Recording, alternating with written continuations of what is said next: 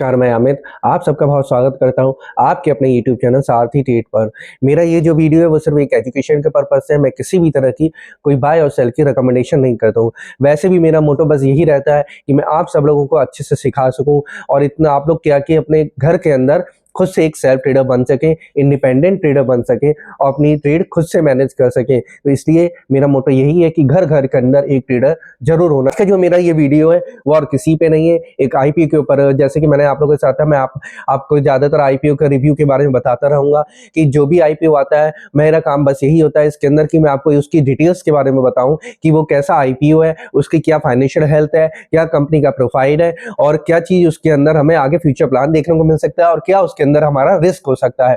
इन सब बातों को आप जब मेरी वीडियो देखें तो बहुत ध्यान से देखा करिए मेरी वीडियो को, क्योंकि इसी के ऊपर आपको जो अप्लाई करते हैं वो डिपेंड करता है कि आप लोगों को ये आईपीओ अप्लाई करना होता है या नहीं करना होता है। और अब मैं आपको उस आईपीओ के बारे में बताना जा रहा हूँ जो एक बहुत ही फेमस नेम है, एक बहुत ही फेमस ब्रांड है और इसका जो नाम है बहुत ही स्ट्रॉन्ग नाम है। वो है हमारा आईपीओ का नाम है आईसीआईसीआई का नाम जो है वो है ICICI prudential asset management limited. देखिए ये नाम खुद से एक जाना पहचाना नाम है, खुद से ही आपको दिखता है कि इस नाम के अंदर कितना भारी भरकम है और एक ब्रांड नेम है। जो सबसे पहले मैं आपको इसके आईपीओ की डिटेल्स के बारे में बताऊंगा। तो आईपीओ की डिटेल्स जो है ये 12 दिसंबर से ओपन हो रहा है और 16 दिसंबर को क्लोज हो रहा है। इसका जो प्राइस बैंड है वो हमारा है 2061 से 2165 का इसका प्राइस बैंड है। मार्केट कैप अगर हम इसका देखें जो प्री आईपीओ चल रहा है वो है इसका हमारा 1,07,006 करोड़ के आसपास का इसका मार्केट कैप है प्री आईपीओ का। अगर हम इसके लॉट साइज की बात करें कि इसमें हमें कितने शेयर्स मिलेंगे तो इसका जो लॉट साइज है वो 6 शेयर का है और इसका जो अगर हम टोटल इश्यू साइज देखते हैं इस आईपीओ का तो वो है हमारा 10,602.65 करोड़ का। अगर आप लोग देखें इसके अंदर एक बहुत ही खास बात देखने को मिलेगी कि इसके अंदर कोई भी नो फ्रेश कैपिटल है, मतलब कोई फ्रेश इश्यू ही नहीं है। इसके अंदर जितना भी ये सारा का सारा पैसा है वो एक कंपनी के अंदर नहीं लगे, वो सब प्रोमोटर्स ही इसका ले जाएंगे। और जो इसका जो ओएफएस है वो है पूरा सारा का पैसा एक ओएफएस में जाएगा, मतलब ऑफर फॉर सेल आईपीओ है हमारा। तो मैं आपको बात करता हूं इसके आगे की तरफ लेकर चलता हूं इसकी कंपनी के प्रोफाइल में। देखिए ये जो कंपनी है ये एक इंडिया की लार्जेस्ट फंड मैनेजर कंपनी है, मतलब ये लोगों का पैसा मैनेज करती है। पिछले 30 साल से लोगों का पैसा मैनेज कर रही है और इसके अंदर एक बहुत ही अच्छा स्ट्रॉन्ग ब्रांड है। ये एक नाम ही इसका जाना पहचाना नाम है और जो इसका इनकॉर्पोरेशन हुआ था वो 1993 में इसका इनकॉर्पोरेट हुई थी ये कंपनी। और सबसे बड़ी बात अगर हम इस कंपनी के अंदर देखें तो ये आईसीआईसीआई बैंक जिस ग्रुप की जो ये कंपनी है उस कंपनी का नाम ही इसका एक अपने आप में एक दमदार नाम है। मतलब उस आईसीआईसीआई बैंक का जो इसको फायदा बहुत अच्छा मिलता है बैंक का इसको। और इसके अंदर दूसरी बात ये आती निकल के इसके पास जो टीम है, अगर हम इस कंपनी के प्रोफाइल के बारे में बात करें, इसके पास बहुत ही हाईली एक्सपीरियंस टीम है। इसका जो मैनेजमेंट टीम है एक अच्छी खासी इसकी मैनेजमेंट की टीम है हमारी। अब मैं आपको इसके बारे में इसकी मार्केट शेयर के बारे में बता दूं कि 13% से भी ज्यादा इसका जो मार्केट शेयर है उसका इक्विटी सेगमेंट में है। तो ये काफी अच्छा खासा हम इसको 13% का इसका मार्केट शेयर जो इक्विटी सेगमेंट में अच्छा खासा है। और उसके बाद इसका 25% से भी ज्यादा इसका हाइब्रिड मार्केट में इसका शेयर है इसका। तो हम देख सकते हैं कि इसका जो इक्विटी सेगमेंट में इसका जो परसेंटेज है एक अच्छी खासी परसेंटेज निकल के आ रही है। इसके पास जो है 140 से भी ज्यादा इसके पास स्कीम्स हैं, काफी सारे प्लान्स हैं हमें इसके अंदर देखने को मिलते हैं जिसमें पब्लिक इन्वेस्ट करती है अपनी पॉलिसीज से लेके काफी सारी चीजों के अंदर। अब मैं इसकी एक बात और बता दूं कि इसके अंदर कितने ज्यादा इन्वेस्टर्स हैं, करीब 1.5 करोड़ से भी ज्यादा हमें इसके अंदर एक इन्वेस्टर्स हैं जो कि जिन लोगों ने अपना पैसा इस आईसीआईसीआई प्रूडेंशियल एसेट मैनेजमेंट करना इन्वेस्ट कर रखना, अपना पैसा लगा रखा है, इनके सारे प्लान्स को ले रखा है 1.5 करोड़ से भी ज्यादा लोगों ने। अगर हम इसके ऑफिसेस की बात करें तो इसके 272 से ज्यादा इसके ऑफिसेस ऑल ओवर इंडिया में और जो कि हमारे 23 स्टेट में एस्टेब्लिश्ड है, 23 स्टेट के अंदर इसके ऑफिसेस हैं। मैं आपको इसमें ये बता दूं कि इसके अंदर एक बहुत ही अच्छा स्ट्रॉन्ग बेस है। अगर इसके हम बिजनेस की मॉडल की बात करें कि ये क्या इसका बिजनेस मॉडल है तो इसका बिजनेस मॉडल जो है वो हमारा पीएमएस क्या होता है उसके बारे में मैं आपको बता देता हूँ। पीएमएस होता है हमारा पोर्टफोलियो मैनेजमेंट सर्विस, मतलब ये लोगों का पोर्टफोलियो मैनेज करती है वो उसकी सर्विसेज के पास। उसके बाद एआईएफ AIF का मतलब होता है अल्टरनेटिव इन्वेस्टमेंट फंड, लोगों का फंड इन्वेस्ट करवाती है, लोगों का फंड मैनेज करती है। उसके बाद ये हमारा एडवाइजरी सर्विसेज प्रोवाइड कराती है ऑफशोर क्लाइंट्स की। तो आप देख सकते हैं इसके पास जो क्लाइंट्स भी अच्छे खासे हैं, इसका बिजनेस मॉडल भी अच्छा है, एक डाइवर्सिटीफाई इसका डाइवर्सिटी मॉडल है इसका बिजनेस का, काफी अच्छा मॉडल है इसका। और कंपनी का जो प्रॉफिटेबल कंपनी है, ये कंपनी एक बहुत ही काफी अच्छी खासी एक प्रॉफिटेबल कंपनी में आती है। अगर मैं आप इसके वैल्यूएशन की बात करता हूं तो इसका जो कंपनी का वैल्यूएशन है ये एक ठीक ठाक वैल्यूएशन है, ना ही ज्यादा हम इसको हाई वैल्यूएशन कहेंगे और ना ज्यादा हम इसको लो वैल्यूएशन कहेंगे। तो एक हमारा ये सही वैल्यूएशन में आता है। और बिजनेस जो इसका इंक्रीज होता जा रहा है ईयर ऑन ईयर, इसका बिजनेस एक अच्छे खासी ग्रोथ रेट के हिसाब से इंक्रीज होता चला जा रहा है। तो अब मैं आपको इसका दूसरा तीसरे पॉइंट के ऊपर लेके चलता हूँ, वो है कंपनी के फाइनेंशियल हेल्थ के ऊपर। देखिए इसकी फाइनेंशियल अगर हम देखते हैं तो अगर हम 2023 से और 2025 तक इसकी फाइनेंशियल हेल्थ अगर हम देखें, उसके ऊपर अगर हम गौर करें कि क्या पोजीशन है, तो इसमें दिखाई देती है कि हमारी 2837 करोड़ से लेके 4980 करोड़ के आसपास इसने ग्रोथ करी है।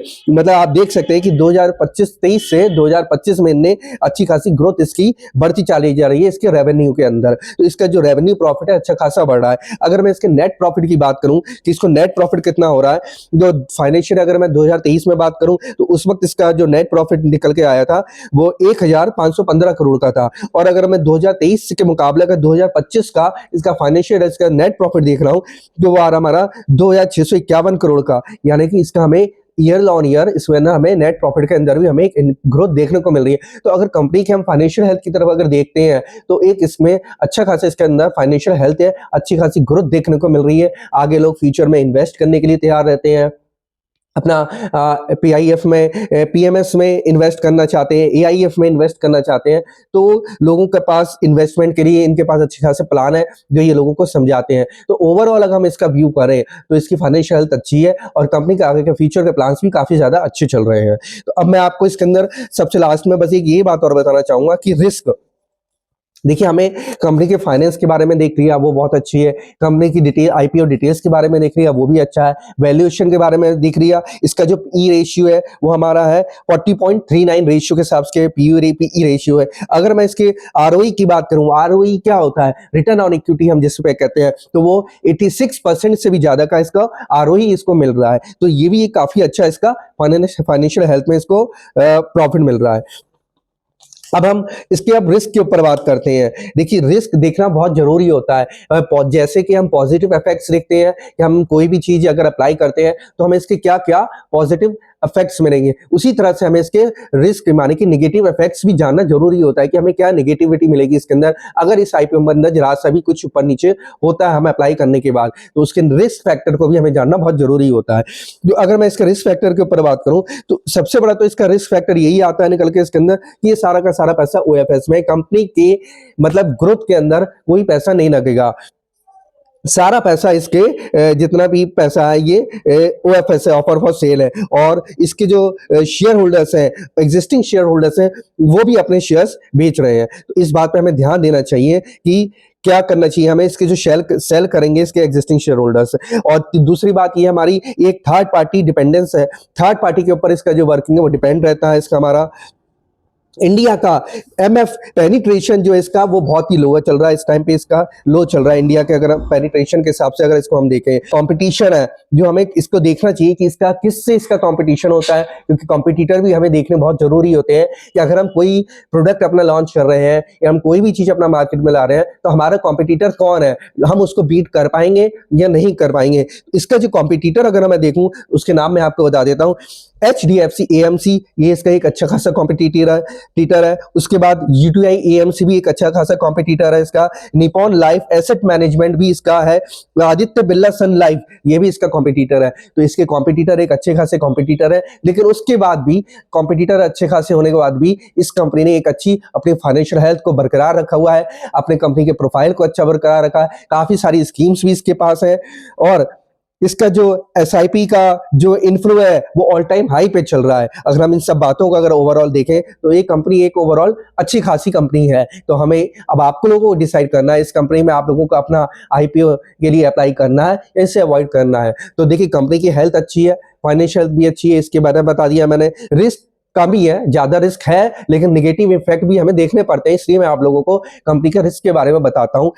उसके बाद इसका कंपनी का आईपीओ डिटेल्स के बारे में भी सही है, ऑफर फॉर सेल में जरूर है ये, लेकिन कंपनी वैसी अपने आप में स्ट्रॉन्ग कंपनी है, तो इसलिए इसका ऑफर फॉर सेल का जो इसका पार्ट है, जितना भी पैसा जो है 10,602 करोड़ का, वो ऑफर फॉर सेल का ही है, तो उसमें भी इतना कोई हमें देखने को रिस्क नहीं मिल रहा है इस कंपनी के अंदर।